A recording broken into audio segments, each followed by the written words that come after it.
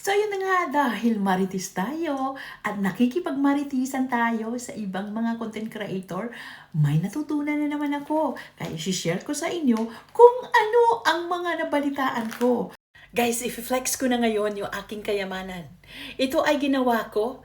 Ito ay fresh rosemary and cloves. Pinakuluan ko sa tubig. Tapos, ito na siya, pinalamig, nilagay sa bote, at pang-spray dito sa aking buhok para ito ay kumintab ang mga hibla at tumibay at pampataba din yan ng ating mga hibla ng buhok. Tapos, may ginawa din akong pang hair treatment or scalp natin dito para hindi mga dry yung ating mga scalp. Introducing fresh rosemary and extra virgin olive oil. Ito ay gagamitin natin sa ating anit para ito ay hindi tayo magkabalakuba. Next one, meron din akong ginawa para sa ating mga face, sa aking face lock. So ito, ground coffee, ground cloves, at extra virgin olive oil para yan sa ating face lock. Ngayon, meron na naman ako ginadgad na avocado seeds. Ito ay kagagawa ko lang. Binabad ko ito sa baby oil. Yung kilala yung baby oil. Ayan o. Ayan, ganyan na ganyan. So, ibabad lang to for 2 weeks and then ready na siya gamitin. Meanwhile, ito ay matagal ko nang ginawa. Ito ay katabi ko sa pagtulog. Kasi, hinahaplas ko ito sa aking mga kasubuan. So, all you have to do is shake, shake, shake. Ito ay medyo matagal na. I think this one is more than 2 weeks na or 3 weeks na. Kaya ganyan na siya. So, ito ay panghaplos sa gabi. O, diba? So, I have this. Dalawa na. I have this for my face. I have this para sa ubo-ubo, sipon-sipon. Ito ay gawa sa mga nakikita nyo lang sa kusina. Bawang, sibuyas, luya, lime, lemon, and sibuyas pa pala, and honey. So, yun. Ayun ang mga ating mga kayamanan na gawa ko lang. Alala nyo to? Finlex ko to noon. Ituturo ko na ngayon kung paano ko ginawa. Ito ay mabisang panghaplas ng mga kasukasuan. Yung mga mahihinang tuhod dyan, ito para sa inyo. So, meron kayong ganito, yung oil, body oil, or panghaplas, o kung gusto nyo lagyan yung green na paborito ng ating mga nanay at tatay, ang mga lolo't lula, pwede din. Haluan nyo yun ng ganun, pwede rin. So, kailangan nyo lang ng avocado. Tanggalin ang avocado seeds. Meron na ako dito, maliliit, kaya siguro 4 ito, kaya gadgarin ko ito sa grater box. So, mga langga, ito ang gagamitin ko, yung box grater. Kung wala, meron din, kung meron kayong cheese grater dyan, okay din naman. Pero ito yung gusto kong gamitin. Ginadgad na natin yung avocado seeds. Tapos nilagay na natin sa bote. Tapos, ito na yung kalabasan ng avocado seeds na binabad na sa baby oil. Ito dapat talagang mababad. Punong-puno yan. So, antayin lang natin ng 2 weeks para magamit na natin. Pero, noon, nakagawa na ako. Ito yung pinost ko noon. Ito ay siguro mga more than 3 weeks na. Kaya tabi ko to matulog, panghaplas sa gabi. Ayan. So, ito yung ginagamit ko na safe, walang amoy, as is. Kasi ayaw ko yung green na ginagamit ng mga kanunuan natin. Pero ito, mabango. At wala siyang amoy. At hindi siya nakakamantsa. So, gamitin nyo na. Sa mga magtatanong kung ano itsura ng rosemary or rosemary, ito po ang itsura ng preskong rosemary at saka yung kanyang bulaklak. Ganda, no?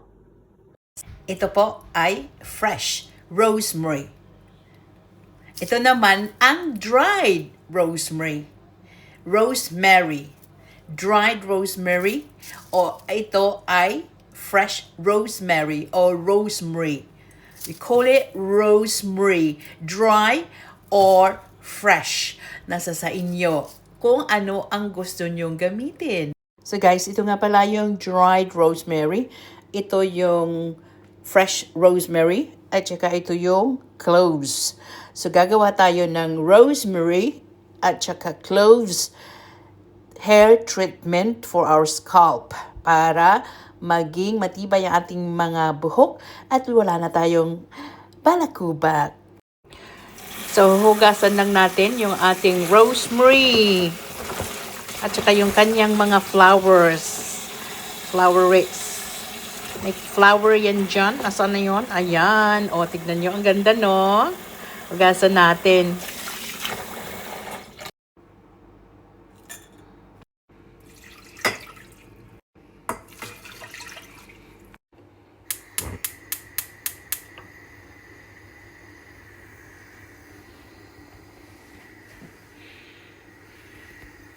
Kuluan lang natin ng 5 minuto bago natin hanguin.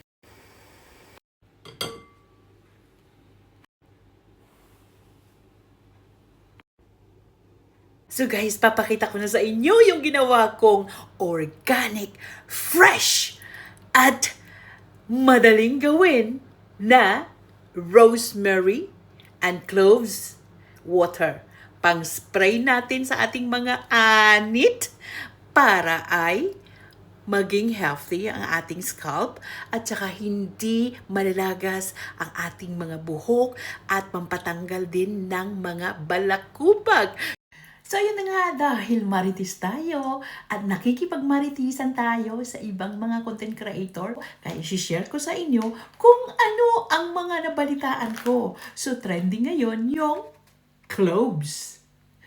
At saka ground coffee. At saka extra virgin olive oil. So ito ay 100% extra virgin olive oil. So, gagawin natin yon para sa ating pampakinis ng mukha. Pakasakali kuminis sa aking mukha. Dahil sa filter lang kumikinis ito. I'll let you know. Meron akong isang kutsaritang whole cloves dito. Ito ay dikdikin ko para maging powder. Nadinikdik ko na yung whole cloves. Lalagay na natin ang kape at saka olive oil. Wait lang kayo. So, ngayon, meron tayong cloves dyan. Whole cloves, pero dinikdik ko yan. Ito siya, ganito siya. Whole cloves. Tapos, meron akong kape dito, ground coffee. Huwag kayo gumamit ng 3-in-1. Nakakaitim daw ng mukha yan. At saka, olive oil. Ang gawin nyo, kumuha kayo ng extra virgin olive oil. 100% talaga, ha? Para maganda yung effects. So, guys, subok lang ito. Kaya 1 teaspoon ng cloves at 1 teaspoon din ng kape. Ayan, ihalo. Ang sarap. Bango! So, i-add lang ako ng 2 kutsarang olive oil. Ayan, 1. 2. At halu-haluin. Guys, masyado atang very thick siya, Very, very thick. So, I think I will add 1 more. Ayan. So, consistency niya. Ganito na. Ganyan siya, Ilalagay na natin yan sa ating mga... So, subukan ko muna sa kamay. Alam mo niyo, ang bango. Guys, ito na yung ating ginawang ground cloves, ground coffee, at saka extra virgin olive oil. So, sinubukan ko siya sa kamay. May naiiwan siyang mga magaspang. Kaya siguro dapat salain ito. I will update you. Alam nyo ba, dito sa UK, yung tubig namin dito, hard water, lalo sa London, ang hard ng water namin. Pag naligo kami at walang conditioner yung buhok namin, para mga alambre. Kaya kung ano-ano nilalagay namin sa scalp namin at saka sa hair namin, para hindi siyang magmukhang alambre pag sinuklay. Kaya napag-isipan ko na gumawa ng natural at herbal na scalp oil namin dito sa bahay. Kaya ito, may ginawa ako. Ito ay all natural. Kung gusto nyo malaman, subaybayan nyo at nilalagay ko dyan. So guys, yun nga, totoo ang chismis. Nakikialam na ako at of course, gumawa rin ako ng sarili ko dahil nakikimarites ako sa ibang mga content creator. Dito sa London, napakatigas ang aming tubig. At saka, pag walang conditioner o at walang mga hair oils, walang treatment, Diyos ko dahil parang mga alambre. Kaya napag-isipan ko na gumawa ng hairspray na pwede kong gamitin everyday. At saka, scalp oil na pwede kong gamitin 1 or twice a week. O, diba? Ito ay gawa lang ng 2 ingredients.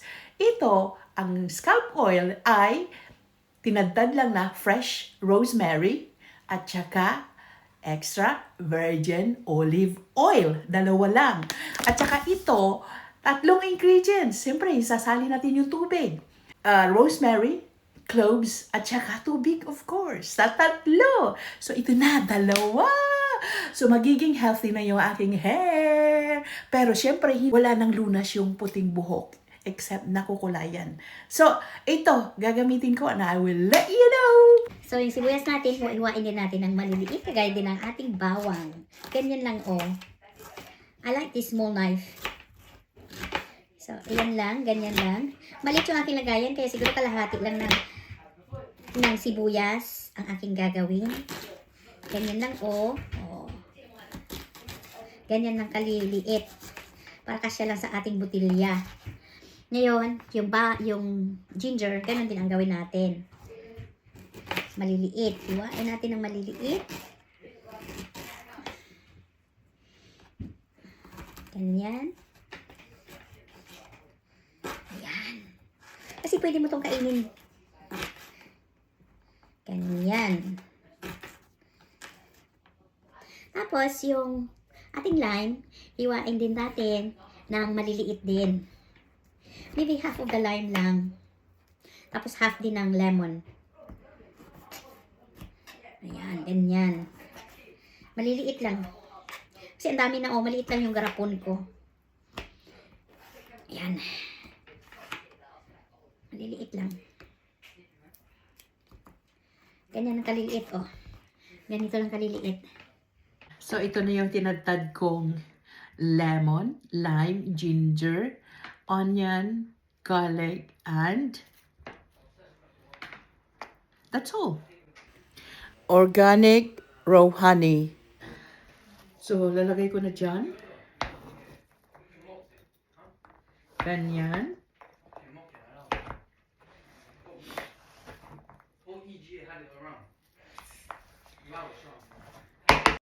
So, ilalagay na natin ang honey. Ayan o, dapat pure organic honey. So, ito na yung ating potion. Ibabad lang natin siya sa honey. Bukas ng umaga, pwede mo nang inumin o di kaya kainin. O kumuha lang ng honey dyan sa loob.